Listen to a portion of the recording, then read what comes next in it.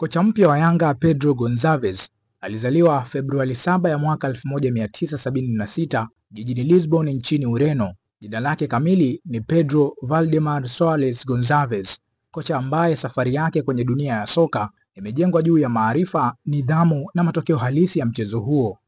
Safari yake ya ukocha ilianza mwaka 1997 akiwa msaidizi katika klabu ya Amora. Mwaka mmoja baadaye alihamia Cova da Piedade, kisha ilipofika mwaka 2000 akaanza ukurasa mpya ndani ya moja ya vilabu vikubwa barani Ulaya, Sporting Club de Portugal.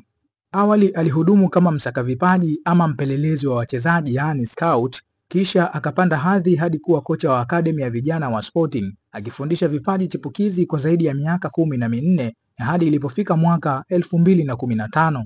Mwaka huo huo Gonçalves aliondoka Ulaya na kuelekea nchini Angola, akijiunga na klabu ya Primeiro de Agosto kama kocha wa timu za vijana. Huko ndipo jina lake lilianza kung'aa. Alileta nidhamu ya Kihispania, ufundi wa Kireno na falsafa ya kandanda ya kujenga mashambulizi kwa kasi. Alifanikiwa kuiongoza timu ya vijana wa klabu hiyo kutoa ubingwa wa taifa na kujenga kizazi kipya cha wachezaji wa Angola. Mwaka 2018 Pedro Gonçalves aliteuliwa kuwa kocha wa timu ya taifa ya vijana ya Angola chini ya umri wa miaka 17.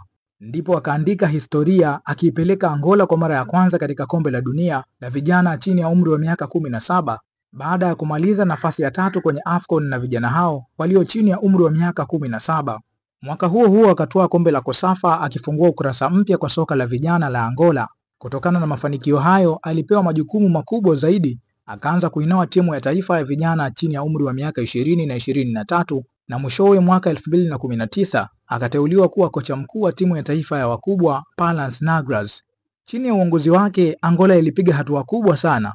Mwaka 2022 alifanikiwa kuwapeleka Angola kwenye michuano ya CHAN na mwaka uliofuata akaiongoza kuingia hatua ya makundi ya AFCON, jambo lililofanya jina lake lipate heshima kubwa barani Afrika.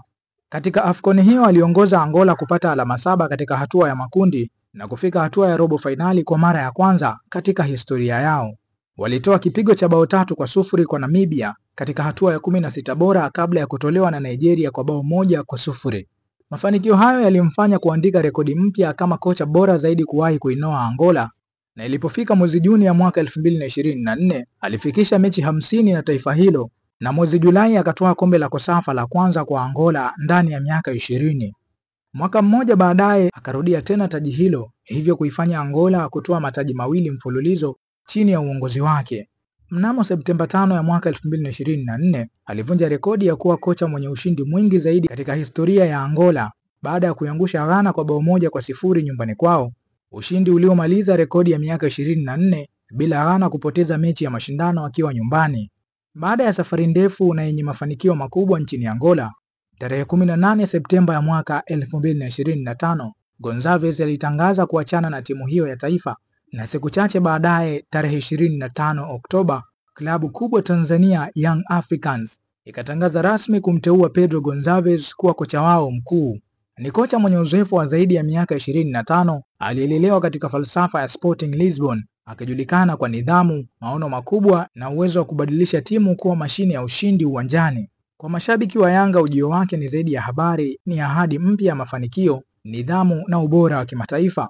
Pedro Gonçalves kutoka Lisbon hadi Luanda na sasa Dar es Salaam, kocha ambaye historia yake imejaa rekodi, mafanikio na matumaini mapya ya wananchi. Kwa hakika wananchi wanatarajia mambo makubwa zaidi kutoka kwa kocha Pedro Gonçalves kutokana na historia yake kubwa barani Afrika.